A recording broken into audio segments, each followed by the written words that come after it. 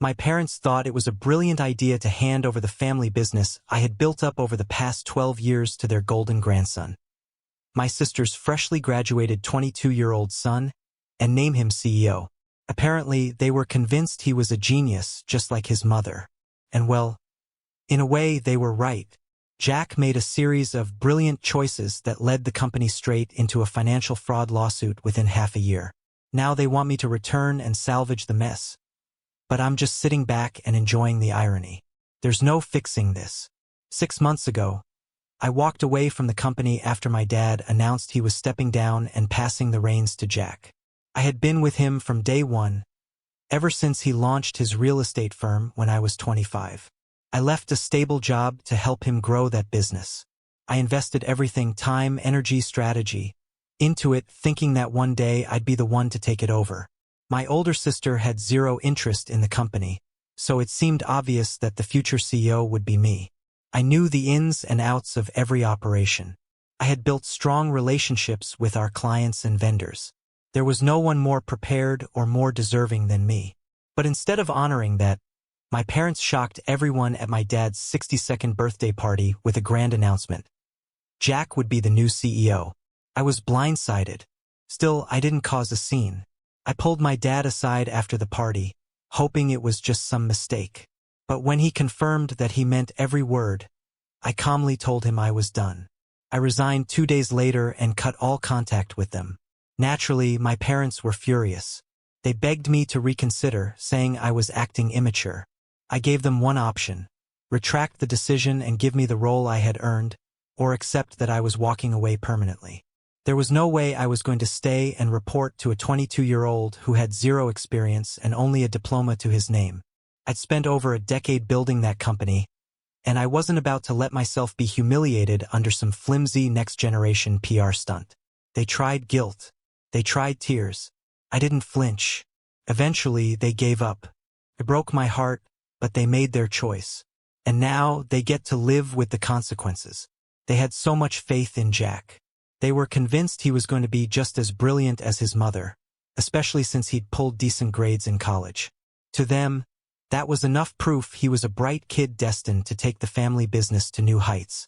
They asked me to stick around as a sort of mentor while he transitioned into leadership, hoping I could help him learn the ropes quickly and keep things running smoothly while my dad stepped back to enjoy a well-earned rest after decades of work. But I wasn't having any of it. And looking back now, I'm more confident than ever that I made the right call. Because as of today, they're tangled up in a full-blown court case for financial fraud. All thanks to their golden boy, Jack. I won't get into the nitty-gritty of what he did, but let's just say he fudged the numbers badly. In just 6 months, he managed to wreck years of hard work. And a few days ago, like clockwork, my parents showed up at my doorstep, asking, no, begging, for my help. I didn't even hesitate. I told them straight up that I wanted nothing to do with their mess. Truth is, I'm already building something of my own. I've been working on a business model for a new venture, and with the savings I've set aside, plus the fact that my wife's income gives us some extra stability, I'm in a good place. I don't need to go back, and I don't want to. Of course, my parents think I'm being heartless. They're upset with how I handled the situation when they visited. And I get it. That's why I'm sharing this now. For context, when they came over, I let them in, offered them a seat, and listened. But I'd already made up my mind long before they even started talking. I knew they were coming to ask me to return, to fix what Jack had broken, and I had no intention of getting involved. Once they explained the situation and confirmed my suspicions, I told them calmly but firmly that I was sorry they were going through this, but they brought it on themselves. They made a critical mistake when they handed over the reins to Jack instead of me, and now they were living with the consequences. He was too young and completely inexperienced, and honestly, hiring him for such a critical role was a huge misstep. But even then, my parents just refused to admit they'd made a mistake. Instead, they kept defending him, saying Jack was under a lot of pressure and that he'd only done what he did because he was desperate to prove himself. According to them, it wasn't really his fault. He was just a good kid who'd made a bad decision. They were so quick to brush it off, claiming that if he hadn't been under stress, he would have used his intelligence for good. I was stunned. completely stunned. Even now, after everything, they were bending over backward to justify what he did. Calling him clever, talking about his potential like this was all just a learning experience. I reached my breaking point. I lost my temper and, yeah, I said some things I probably shouldn't have. I went off not just on Jack but on my sister and my parents too. I reminded them that they'd said the same thing when they first brought Jack in. He's a smart kid, just like his mom. They told me. Well, look where that smart thinking got us. Sure, they both graduated top of their class, book smart maybe, but let's not pretend that's the same as having over a decade of real-world business experience. And as for my sister, let's be real here. The most strategic move she ever pulled was getting pregnant at 20 by a guy with deep pockets, marrying him right after graduation, and then building her life off his alimony and child support. With that money, she launched her astrology and tarot card business, which, between us, is about as legit as a fortune cookie. But hey, her circle of wealthy, gullible friends seem to buy into it, so she's doing just fine. I wouldn't exactly call any of that smart. Yet somehow, my parents use her so-called independence as evidence that she's intelligent, and by extension, that Jack must be too. That logic baffles me. And then they had the nerve to hand the company over to him? I wasn't about to sugarcoat it. I told them straight up that if they were looking for someone to blame, they should start by looking in the mirror. Jack has always been spoiled. He's been a brat for as long as I've known him. But my parents, they should have known better. Instead, they overlooked the years of effort I've put into this company and handed the reins to someone who's never lifted a finger for it. So yeah, I called them ungrateful, because that's exactly what they are.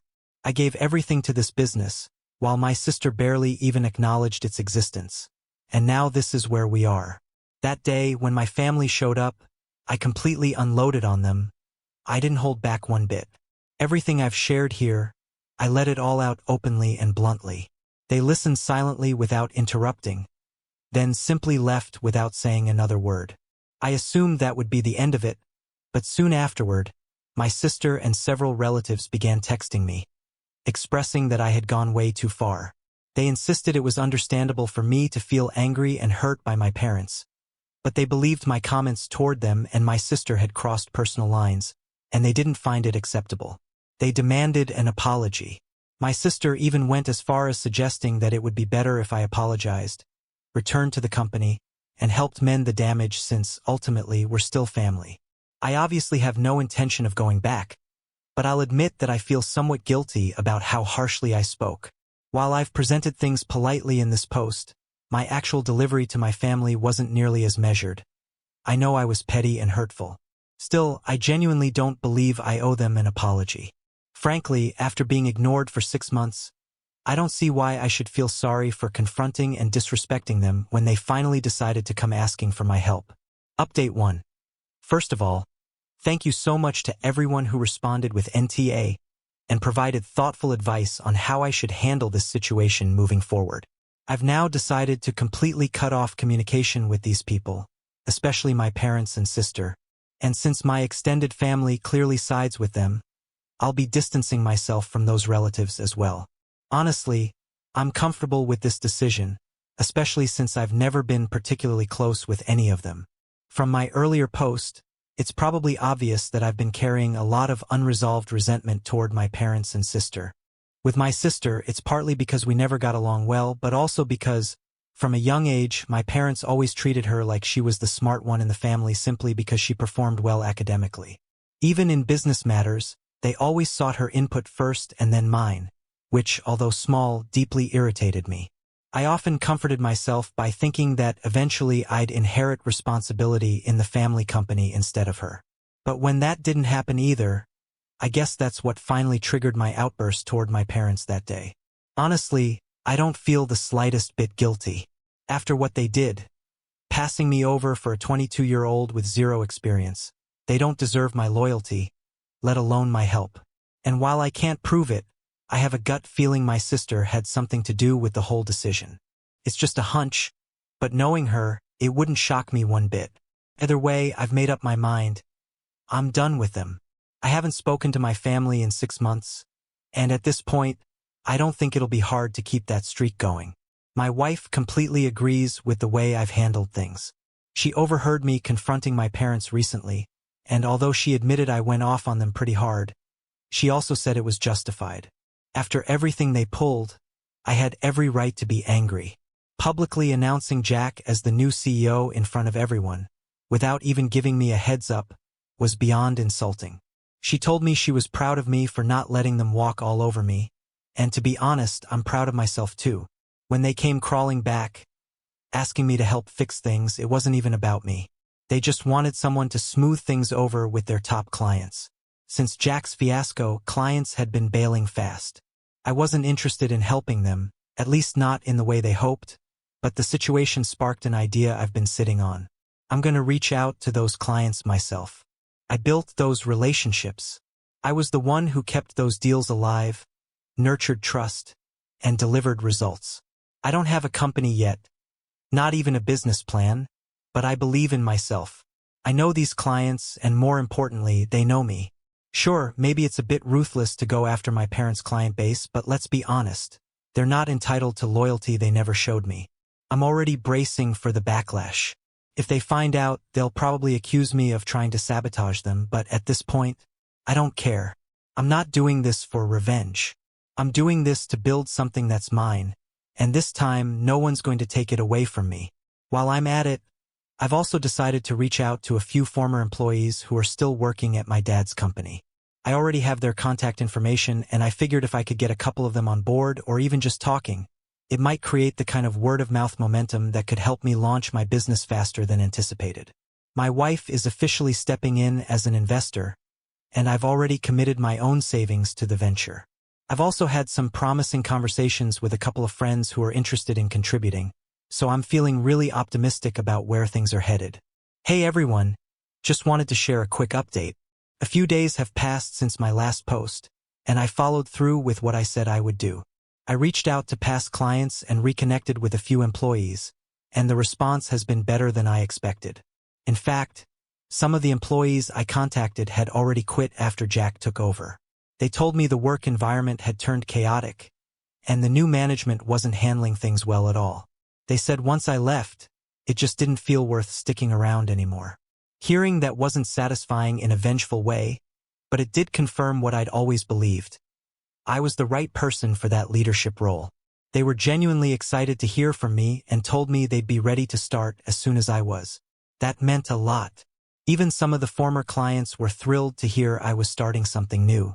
I had expected to make a pitch, maybe do a little convincing, but turns out I didn't need to. Jack and my father's mismanagement apparently made that job easy for me. The feedback I got was overwhelmingly positive, and it gave me a much-needed boost of motivation. I may not have an official team or a finished business structure yet, but I know I'm on the right track. And from here, there's no looking back. Hey again. So, it's been 2 weeks since that last update, and surprise. My family finally decided to confront me. I'm not exactly sure how they figured it out, but they caught wind that I've been reaching out to their former clients and employees. And let's just say, they're not thrilled. I've made quite a bit of progress with my business lately, and honestly, I've been so swamped that I hadn't gotten around to sharing this update until now. But anyway, this happened about 5 days ago. My entire family showed up at my house out of the blue and started yelling outside my front door. And when I say entire family, I don't just mean my parents this time. No, the whole clan came along.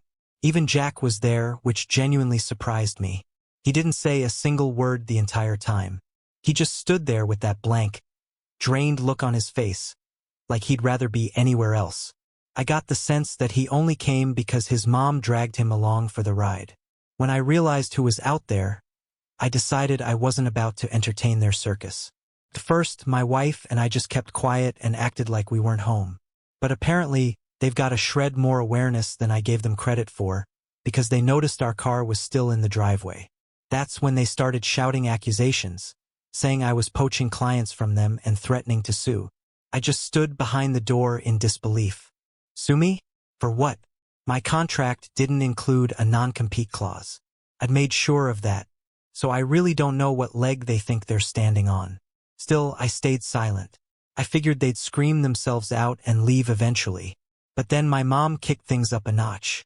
She started wailing loud, theatrical sobs, like she was auditioning for a soap opera. And I'll admit it, angry people don't rattle me. I can deal with yelling and accusations all day. But sobbing? That gets to me. It's my weakness. When people cry, I tend to let my guard down. It's probably a flaw, but it is what it is. So when I heard her sobbing like that just outside my door, something inside me cracked a little. I felt guilty, stupidly, irrationally guilty, and against my better judgment, I decided to open the door. Just for a minute. Just to face them, let them get whatever they needed to say off their chests, and then be done with it. The second I unlocked the door, I knew I had made a mistake. My mom lunged forward, grabbed me by the arm, and started screaming in my face. She was still crying, but now her sadness had morphed into pure rage. Her voice was shrill and piercing, accusing me of destroying the family business, calling me selfish and heartless, saying she never imagined I'd be capable of something so cruel. I stood there in stunned silence, barely able to process the whirlwind of emotion and noise unfolding right in front of me. And in that moment, I realized this wasn't just about business. This was about control, ego, and a family that never really saw me until they felt threatened by me. In that moment, my mom seemed completely unhinged, and it took me a few seconds to recover from the shock and pull myself out of her grasp. After shaking free, I was furious at their outrageous behavior and decided I didn't want any further confrontation. So, firmly, I demanded they leave my property immediately, warning them I'd call the police if they didn't comply. My wife was standing right behind me in the doorway, visibly holding her phone, which clearly indicated we were serious. Seeing this, my dad quickly intervened, pulling my mom back because she was starting to act erratically. He then attempted to speak to me in a calmer manner. He wasn't yelling anymore. Instead, he gently took hold of my hands, trying to reason with me by admitting that he knew they'd messed up badly, and even now, their behavior towards me was unacceptable. But he insisted I understand that their reaction was driven by sheer frustration. He explained that the court wasn't favorable towards Jack's situation. The company was struggling, and I'd also begun luring away their clients and employees. Naturally, they were deeply upset, and that frustration had caused them to behave poorly. But despite everything, he emphasized that we were still family. My dad reminded me that although he'd poured countless hours and effort into building the company, I had been right there by his side from the start, contributing just as much. In a desperate voice, clearly on the verge of tears, he tried appealing to my emotions because he knows that's always been my weak spot. I've never been able to resist someone crying. It softens me immediately. However, I'd already made the mistake of giving them attention by opening the door and confronting them. Determined not to falter again, I looked straight at my father and told him bluntly that nothing he said was true. The company clearly wasn't mine. He had demonstrated that fact by choosing Jack and handing him the position of CEO instead of me. It was crystal clear he didn't truly value me, and that realization was enough. Regarding the issue of taking their clients and employees, I refused to back down. I pointed out it was perfectly fair competition. I was only doing what any competitor would do, and if former clients and coworkers preferred to follow me, that simply showed I still held their respect and appreciation, even if I no longer had it from my own family. I wasn't going to feel bad for finally putting myself first. After everything they put me through, years of being overlooked, dismissed, and disrespected, they didn't deserve kindness or consideration from me now. The way they tried to guilt-trip me into helping just because we shared DNA was laughable. Family isn't just blood. It's how you treat someone. And they failed that test a long time ago. So I told them point blank, I was done. Done with the conversations, done with pretending, done with giving chances to people who never gave me one. They wanted to show up at my door expecting a warm welcome and some kind of reunion speech. They got my final words instead. That's all I had for them. Before my father could even get another sentence out, my sister snapped. She started shouting, calling me selfish and heartless. She told my parents that I wasn't worth reasoning with, that I had always been like this, and nothing had changed. I'm sure she thought her words would crush me, but all I felt was relief that she was finally leaving. I saw the disappointment written all over my parents' faces, but they created this situation. They made their choices, and now they were dealing with the fallout. Later, when they were gone, my wife and I agreed. If they ever show up again, we're not opening the door. We'll call the cops immediately. I shouldn't have opened it this time, but I got soft when my mom started crying.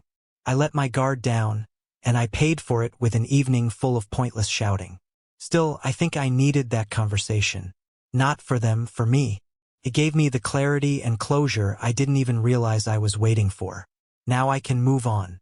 I've got work to do, plans to build, and peace to protect. I've closed that chapter, and I'm not looking back. Hey everyone. It's been almost 4 months since my last update, and looking back now, I'm genuinely glad I made the decisions that I did. Life has shifted in ways I could never have imagined. The trial for my nephew finally began a few weeks ago. From what I've heard through mutual friends, he's been having a rough time.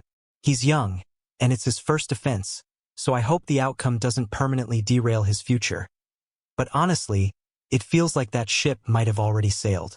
Regardless, I was asked to testify, and I've already made up my mind. I'll tell the truth without sugarcoating. That's the least I owe myself. My parents, unsurprisingly, have continued trying to contact me over the past few weeks. Texts, emails, even going through people I used to know. I don't bother reading any of it anymore. It's the same noise over and over again, and I've finally reached a place where I don't feel the need to listen. I've moved on, and I plan to keep it that way. Right now, I'm focused entirely on my future. And in that future, my family has no role to play. I'm building something of my own, something real, and it's working. My business is stable, and I've recently locked in an office space I'm incredibly proud of. We officially got started last month, and things are going great. I've spent over 12 years working for people who couldn't even give me basic respect, let alone gratitude. Ironically, if they had just named me CEO, I might never have left. But because they didn't, I was forced to go out on my own, and now I see that was the best thing that could have happened to me. There's a different kind of satisfaction that comes with building something from the ground up. A kind of quiet power. I don't regret anything anymore.